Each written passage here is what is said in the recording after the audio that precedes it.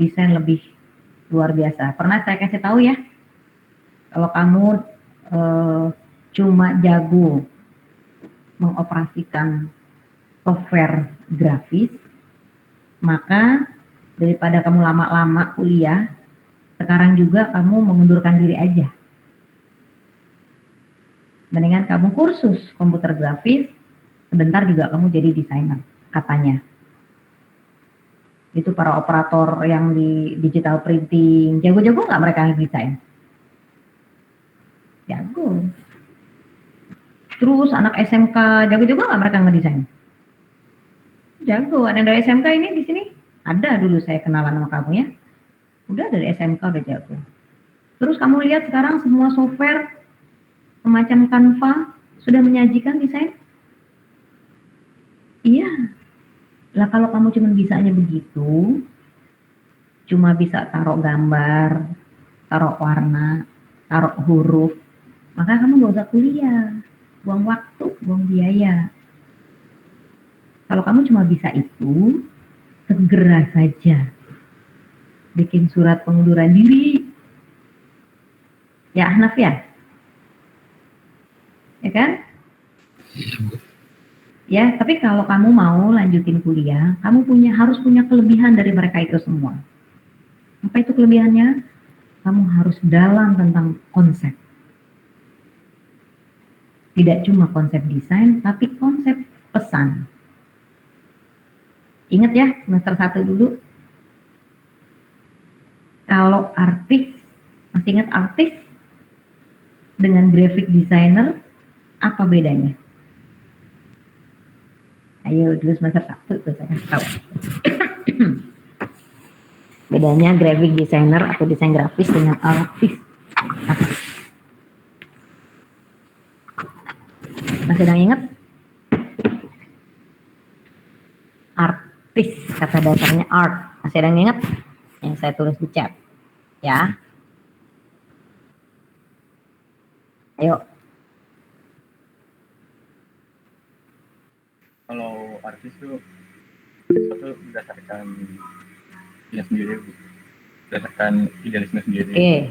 Kalau desainer tuh lebih ke sesuai kebutuhan, sesuai apa masalahnya gitu kan, dibutuhin sama klien misalkan. Oke, yang lain? Yang lain ada lagi yang punya pendapat?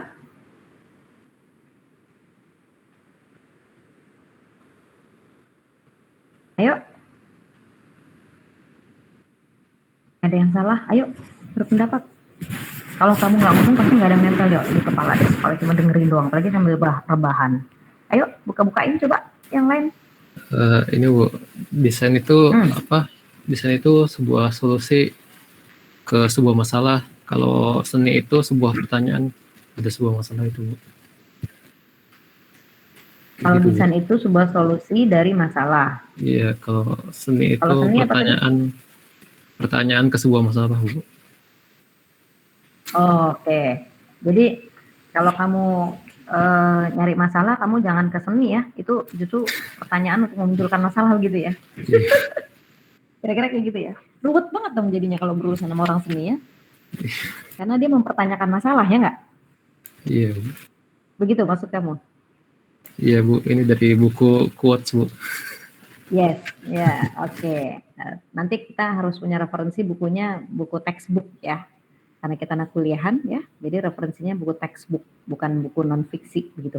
Atau bukan buku ringan. Jadi kalau kita akademik ya bukan textbook. Satu lagi, saya kasih kesempatan, saya punya pendapat. Apa bedanya artis dengan graphic designer?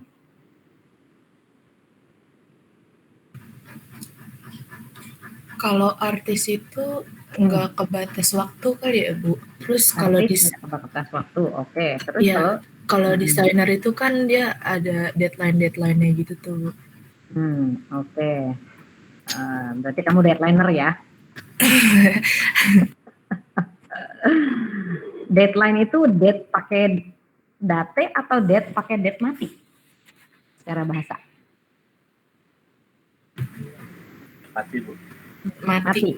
Bukan date tanggal, bukan? Deadline atau deadline? Ayo, kalian kan sering ngomong, Mati, deadline Bu. nih. Lihat Bu, lihat. Lihat, bukan date. Ah, Serius. Cari di kamu sudah. kalau benar Bu. Bener ya? Oke. Enggak apa-apa, yang penting kamu bener, tahu dasarnya dan yakin. Karena masih ada beberapa yang menulisnya deadline tuh benar-benar pakai date gitu ya. Ya kalau diterjemahkan secara bahasa kan tenggat waktu ya, dalam bahasa Indonesia ya. Tenggat waktu ya sebenarnya yang lebih logis ya deadline, pakai date itu tanggal gitu ya.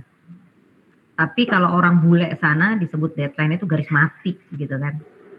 Jadi lo kalau nggak kelar di situ ya lo mati. Nah ini yang memang harus dipegang oleh graphic designer ya. Betul yang disampaikan tadi oleh Ahmad juga, Saibah juga begitu ya. AS juga Rifan, bahwa yang paling penting itu kuncinya adalah kalau artis itu biasanya dia menghasilkan karya-karya yang artistik. Pokoknya bagus aja. Yang kemudian menimbulkan masalah lagi gitu. Ini gambar apa ya? Ini mau tentang apa ya? Kan gitu ya kalau artis ya. Bagus-bagusnya lukisan Avandi kadang kamu nggak paham. Udah berhari-hari di situ masih bingung juga. Cuman oh bagusnya di mana sih gitu ya. That's artis. Ya, ada benar juga bahwa artis bukan berarti tidak ada batas waktu, tapi kadang artis itu karena dia tadi adalah dengan dirinya sendiri, maka bebas aja buat dia. Bodoh amat mau kelar hari ini, tahun depan apa segala macem. Kalau gue belum mood, belum gue kerjain, begitu. Ya, itu artis. Tapi kalau graphic designer, dia harus dari awal itu punya pemikiran, punya mindset bahwa semua produk yang dia buat, karya yang dia buat itu harus komunikatif. Itu kata kuncinya. Ya. Komunikatifnya untuk apa? Bisa sesuai dengan maunya klien, bisa sesuai dengan target yang mau kamu tuju, monggo. Ada deadline-nya? Pasti. Karena kalau ngedesain tidak ada deadline-nya, tidak ada yang mau dituju, tidak menjadi tadi ya solusi. Kalau desain itu kan solusi ya, Ahnaf ya. Kalau desain itu bukan solusi, maka you are not graphic designer. Kamu tidak memberikan solusi, kamu gagal menjadi graphic designer. Ya, jadi kalau kamu lihat di Canva itu, wih bagus, hanya bagus. Nah, kamu harus pertanyakan, ini dia itu graphic designer apa operator? Ya. Nah, kalau operator kan yang penting ada. Nah, apalagi kalau kamu sudah kuliah prinsip desain. Kamu bisa bedah tuh beberapa desain yang di Canva misalnya. Test case aja ambil, kamu riset. Template desain di Canva, kamu riset berdasarkan prinsip desain. Mana dia yang bisa real disebut desainer, desain grafis? Tentu yang dia memiliki emphasis misalnya. Benar nggak? Kan kalau dalam prinsip desain ada emphasis bukan? Ada nggak emphasis?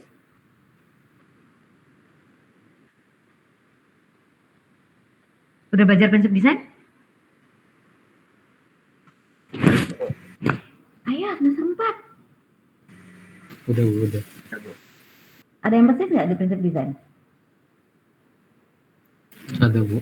Apa aja coba prinsip desain? Ayo ketik. Nah, seru nih. Saya lebih senang kayak gini nih. Yang saya tahu ada emphasis. Ini ada juga orang yang bilang fokus. Ada juga orang yang ya bahasa gaulnya eye catching. Tapi bahasa desainnya adalah emphasis. Apa itu emphasis? Penekanan. Apalagi prinsip desain? Coba.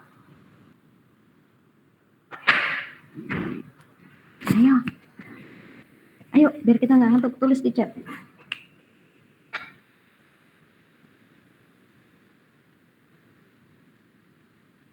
Balance, yes, good. Ada balance. Apa lagi? Unity. Oke, yang lain? Repetisi irama, yes. Terus?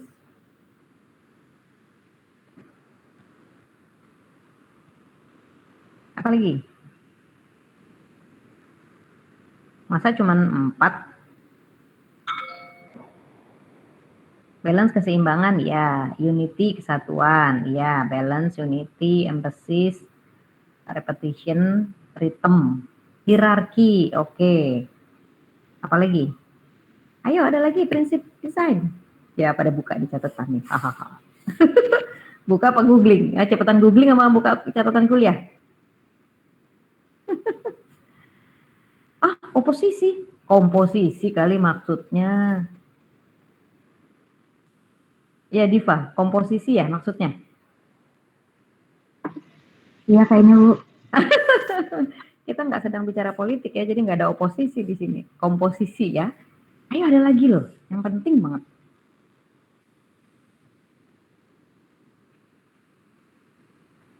Ayo, satu lagi. Nah ini aja harusnya kamu di luar kepala. Dan harusnya kamu sangat menghayati prinsip desain ini. Ya, sehingga dari desain di Canva itu, coba kamu sekarang googling semuanya, buka Canva, canva.com. Ada yang udah punya akunnya, itu yang paling sederhana aja, banyak aplikasi-aplikasi lain kan? Bener nggak? Coba, Yasmin, kamu bisa lihat di Canva? Nah, coba nanti share screen, salah satunya kita lihat, dah. Dari situ kita bisa membedah mana yang Canva itu menerapkan prinsip desain.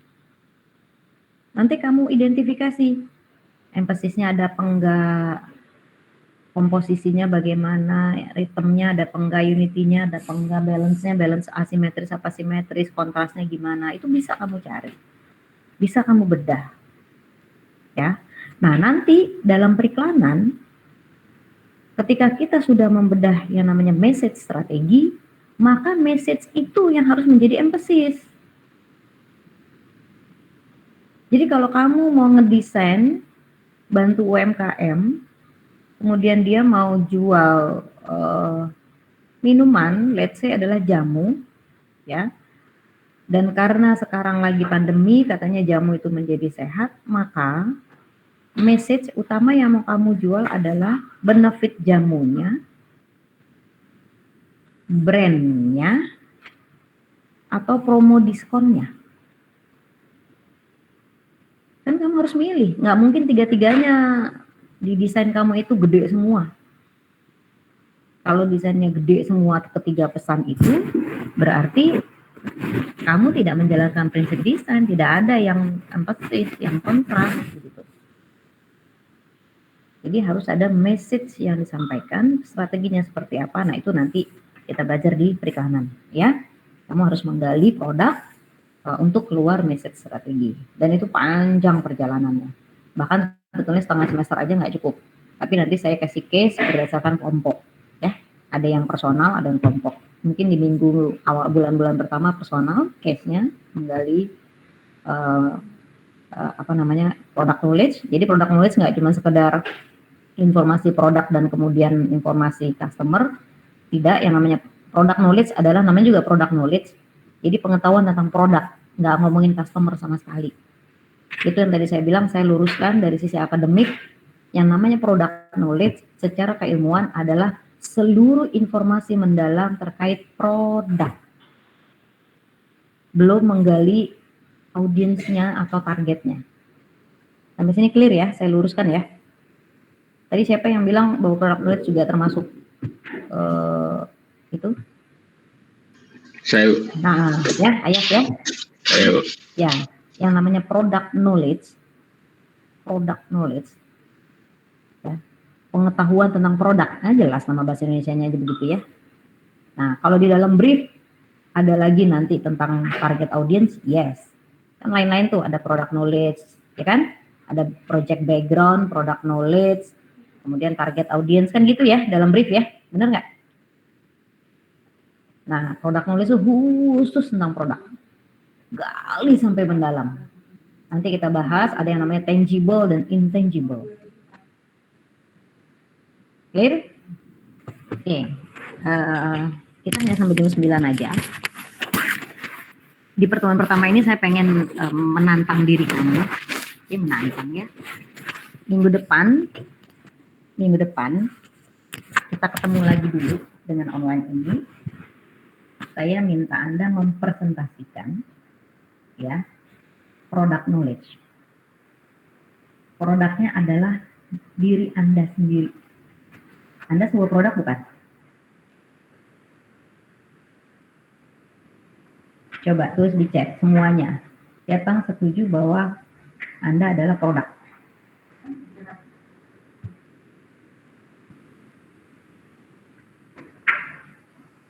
Yes or no? Anda adalah produk, yes or no? Ayo.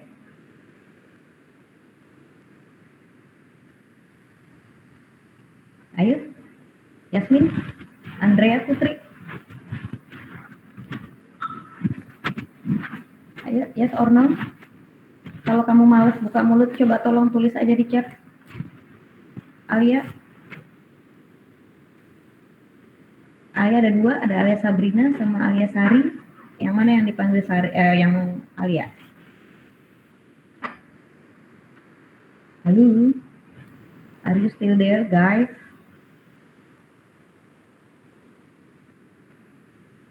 Coba dong, is it yes or no? Kita adalah produk.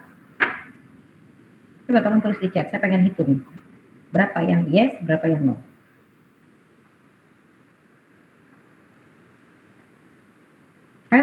Fat, oh jadi fat. Ya, Ya, bener nggak kita tuh produk? Yes isn't tuh apa tuh? Yes isn't tuh? Nah. Yes not. Iya. Kita produk. Bener nggak kita tuh produk? Menurut Iya. Pak gimana? Oke. iya produk. Menurut Nabil gimana? Kita produk apa bukan? Iya, Bu. Kita produk. Produknya siapa? Produknya kita sendiri karena tidak ada brand identity. Kita produk yang apa tadi? Brand identity. Nyebut brand identity kenapa?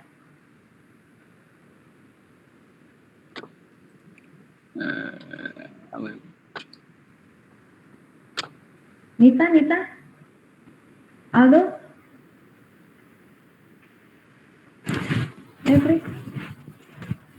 Ini rasanya kuliah saya cuma sama Ahnaf, sama Rifan, sama Ayas gitu ya. Besok-besok kita bikin room bertiga aja yuk, room 4. Sama Nabil deh dikit-dikit, Salsabila. Virus. Terus, coba deh, Virus bisa buka. Nih.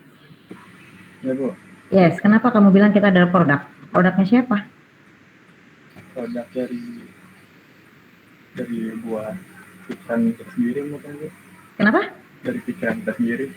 Produk dari pikiran kita sendiri. Apa yang kita lakuin, kalau nggak produk dari lingkungan budaya. Kan kita semua yang mempengaruhi diri kita kan yang membentuk diri kita. Entah itu pikiran, Definisi. entah itu. Oke, definisi produk apa sih?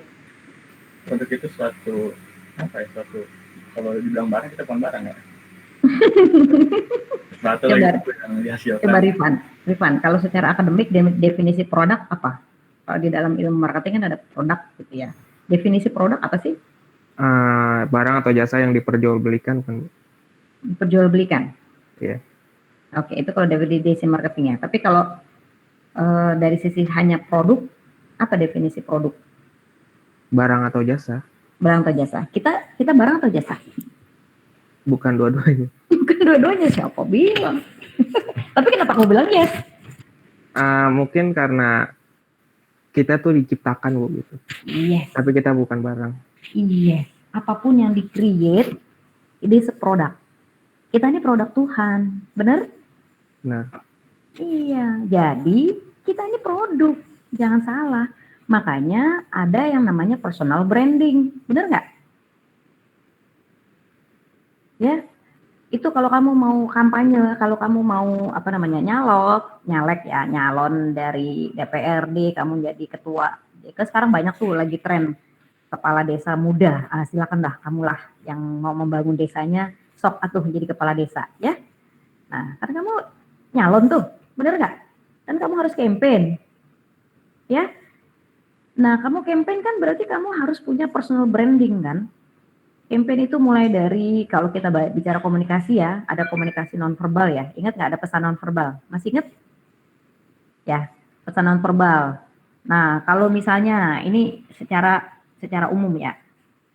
Kenapa rata-rata di Indonesia orang kampanye, terutama caleg DPR misalnya, itu rata-rata mereka pakai kopiah, pakai baju koko. That's komunikasi loh, itu pesan loh, itu desainer harus tahu juga loh. Konsepnya kamu loh, kenapa kira-kira? Ada yang bisa jawab? Gak apa-apa, ini kan kita cuma di dalam ruangan ini dan tidak saya rekam, ayo. Kenapa Ahnaf kira-kira? Biar jadi orang baik-baik, Bu. Iya, biar secara image terlihat, oh dia orang baik-baik, pakai kopiah, pakai baju koko. Realnya begitu nggak? Belum tentu. Bener kan? Nah, Iya, Bu. kita manusia adalah produk gitu. Nah, produk ini bisa di branding. Nanti secara keilmuan namanya personal branding. Sebelum kamu nge-brand produk yang dijual di pasaran, saya pengen minggu depan kamu presentasi, ya, asik ya. Kamu presentasi tentang produk knowledge, di mana produknya adalah kamu. Bisa? Saya nggak akan nanya konfirmasi ke kliennya deh, kan kamu nggak bakalan dipakai dengan siapa-siapa ya. Jadi tolong minggu depan coba presentasikan tentang diri kamu, product knowledge.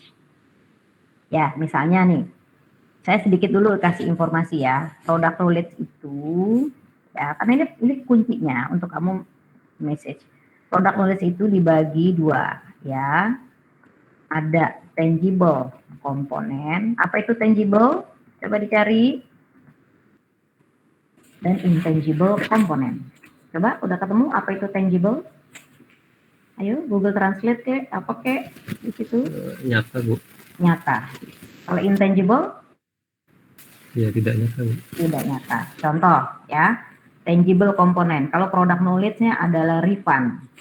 Tangible komponennya apa?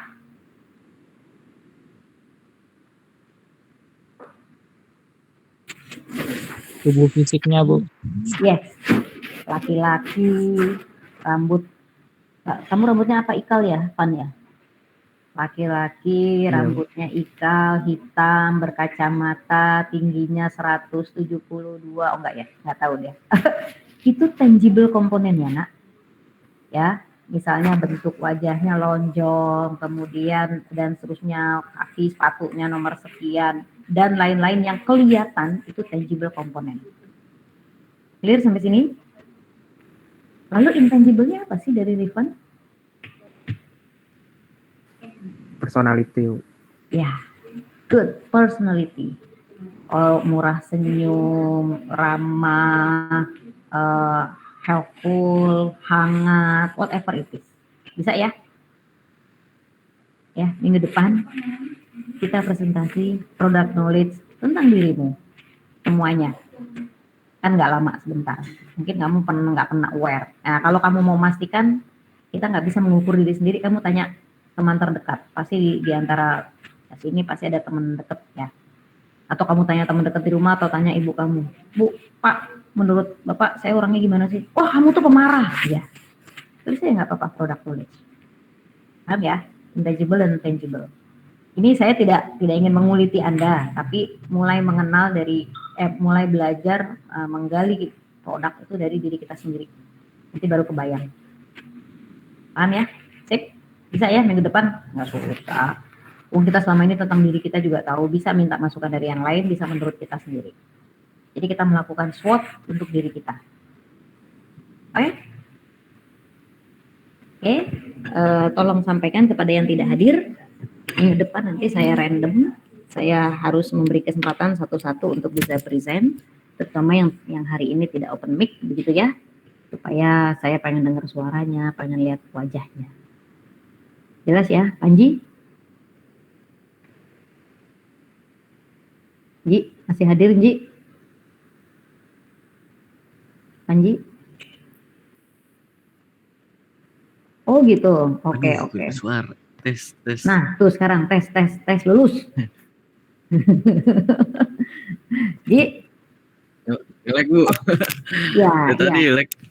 Oke, Ji, kan Ya, tadi saya sudah sampaikan ya, kita ketemu minggu depan, bikin product knowledge ya, Ji.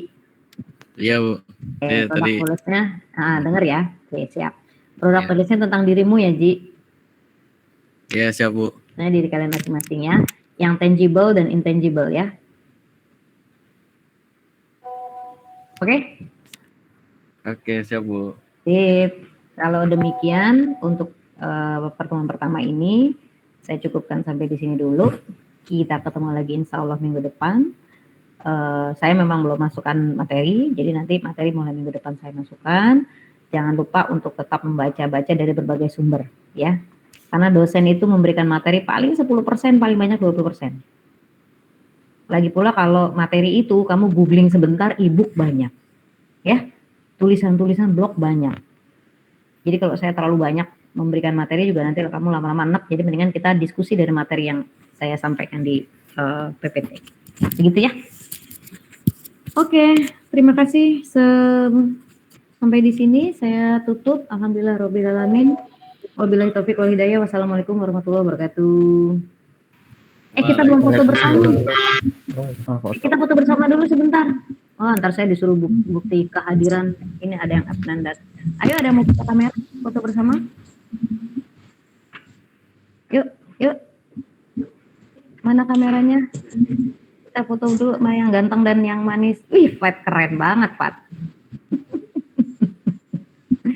Ini kalau di kamera nggak kelihatan deh udah mandi apa belum. Ya enggak, yang penting pede aja. Oke, saya hitung ya. Udah semua? 1. Sukri. Ayo Pak Ustadz. Oke, 1, 2, 3. Yes. Sekali lagi. 1, 2, 3. Nusaibah, kamu hati-hati di bawah alien itu. Kamu naik apaan itu? UFO. Makanya di bawah alien itu. Nanti kita diskusi tentang alien. Oke, terima kasih semuanya. Sampai sini dulu. Saya izin pamit. Selamat pagi. Jangan lupa sarapan. Salam sehat buat semuanya. Bye-bye. Terima kasih, Bu. Yuk.